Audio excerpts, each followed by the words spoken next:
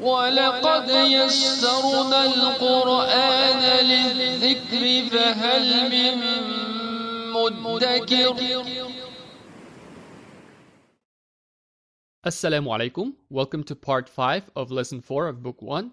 If you remember last time, we were going through exercise 1 on pages 21 and 22 and answering the questions given in this exercise based on the example sentences that we read in section B of page 21. We will continue where we left off, which was question number 6 on page 22. The question is, أَآمِنَةُ فِي الْغُرْفَةِ? Which means, is Amina in the room? أَآمِنَةُ فِي الْغُرْفَةِ? Notice the alif with hamza here at the beginning of the sentence. This hamza with alif belongs to the harf category. It is an interrogative harf that turns a regular sentence into a question. If you remember, we have seen this harf before in lesson 1 when we changed the regular sentence هذا بيت to أهذا بيت to make it a question. Here, in this question, the underlying sentence is آمنة في الغرفة. Amina is in the room. And by adding the harf alif with hamza at the beginning, we are now asking, is Amina in the room? Let's try to answer the question. أآمنة في الغرفة? Is she in the room? No, right? She is in the kitchen. But who's in the room then? Muhammad is in the room. So we want to say, no, Muhammad is in the room. How do we say it in Arabic? لا محمد في الغرفة. لا is no. محمد في الغرفة is محمد is in the room. The next question is similar to what we just read. أياسر في المطبخ? Is Yasir in the kitchen? No, it isn't Yasir who is in the kitchen. It is in fact Amina. We want to say, no, Amina is in the kitchen. How do we say it in Arabic? لا آمنة في المطبخ. لا آمنة في المطبخ. The next question is, من في الغرفة? What do you think this question is asking? Man is who? The question is, who is in the room? How should we answer? محمد في الغرفة. Muhammad is in the room. Very good. Question number 9. وَمَنْ فِي الْحَمَّامِ? And who is in the bathroom? As we read before, Yasir is in the hammam, so our answer will be يَاسِرٌ فِي الْحَمَّامِ. Now let's ask our typical questions about ism. What is the state of the ism Yasirun? Do you remember? Is it marfu', mansub, or majroor? It is marfu', right? And is Yasirun ma'rifah or nakira? It is ma'rifah. How about the state of al-hammami? Al-hammami is majroor, and it is also ma'rifah. Let's move on to the next question then. Question 10. ماذا على المكتب? Here, ماذا is what? ماذا and ma can be interchangeably used as what? But ماذا is more often used with jar majroor phrases as we are seeing in this sentence. So ماذا على المكتب means what is on the desk. Do you remember what was on the desk? The book was on the desk, right? So we should say الكتاب على المكتب. The book is on the desk. Here, الكتاب is مرفوع and معرفة اسم. And على المكتب is جار ومجرور. الكتاب على المكتب.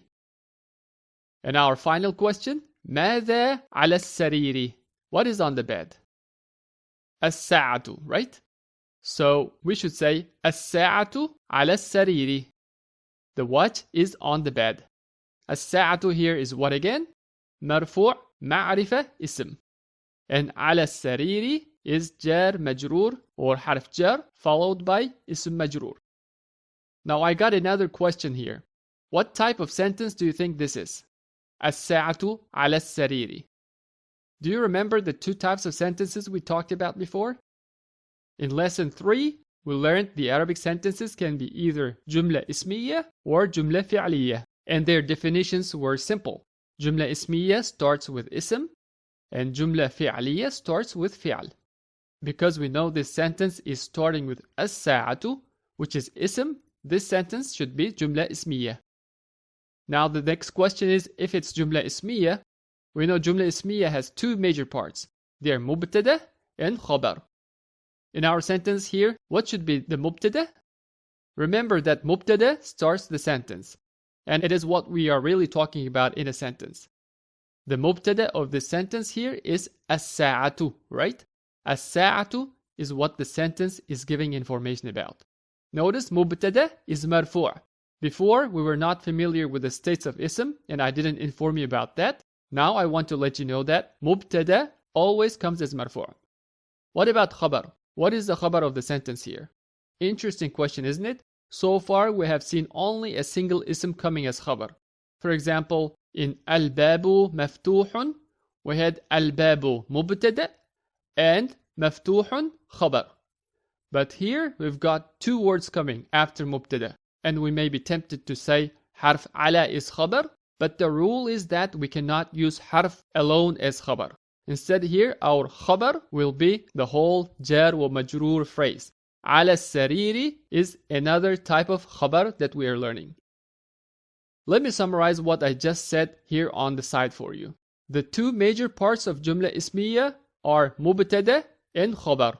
Mubtada has to be Ism. That is why it is called a Jumla Ismiya in the first place, because the sentence is starting with Ism.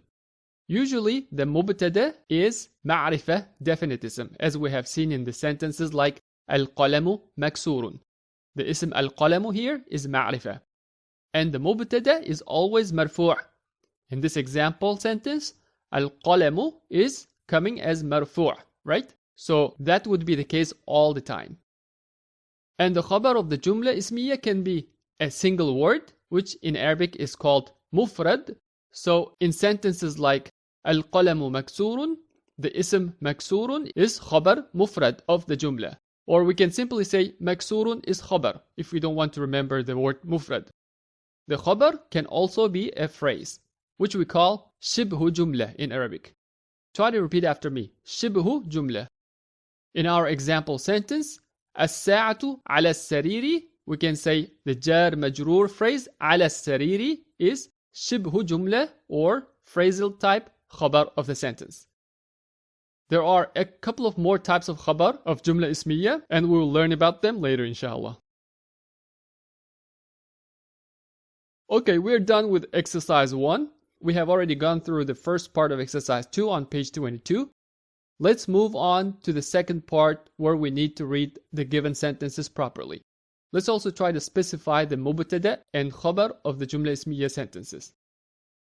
The first sentence, At-talibu fil jami'ati. The student is in the university. At-talibu fil jami'ati. Al-jami'atu means the university.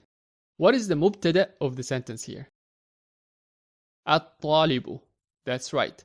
It is ma'rifah and marfu' as we can expect from mubtada of the jumla. And the khabar is the jar majroor phrase fil jami'ati. And the type of this khabar is shibhu jumla, which means a phrase. The second sentence. Try to read this sentence on your own. Ar-rajulu fil masjidi. The man is in the masjid. Ar-rajulu fil masjidi. What part of Jumla Ismiya is the ism ar-rajulu here? It is the mubtada. Again, notice ar-rajulu is ma'rifah and marfu'. And the jar majroor phrase fil masjidi is a shibhu jumla type khabar or phrasal khabar. Next one, number 3. Ayna tajiru. Where is the trader? Ayna tajiru. The answer is huwa fid dukkani. He is in the store. Huwa fid dukkani. What would be the mubtada of the sentence huwa fid dukkani? Ism dhamir huwa is the mubtada. Is huwa ma'rifah or nakira? It is ma'rifah, right? Is it marfu', majroor or mansub? It is marfu'. You see, we keep seeing ma'rifah and marfu' ism coming as mubtada of the jumla ismiyah. How about the khabar? Khabar is jar majroor fi dukkani, which is shubh jumla type khabar. In other words, it is a phrasal khabar. Try to read the next sentence. Al-qalamu ala al-maktabi. The pen is on the desk. القلم على المكتب. Good. So our مبتدأ is القلم. Another مرفوع المعرفة اسم. And the جار مجرور على المكتب is the خبر. Again, what is the type of the خبر? It is شبه جملة خبر. Next, number 5. Go ahead and see if you can read it on your own. أين زينب؟ هي في الغرفة. Where is Zainab? She is in the room. Notice we are seeing ضمير هي here because زينب is مؤنث. What is the مبتدأ of the response here? It is هي, which is another معرفة and مرفوع اسم. And the خبر is جار مجرور في الغرفة. It is a شبه جملة type خبر. Number 6. Try to read it. أين الورق؟ هو على المكتب. Where is the paper? It is on the desk. Here, هو is coming in place of الورق because الورق is the مذكر اسم. What is the مبتدأ of the response? هو. And the شبه جملة type خبر is على المكتب. Okay, we are at the end of page 22.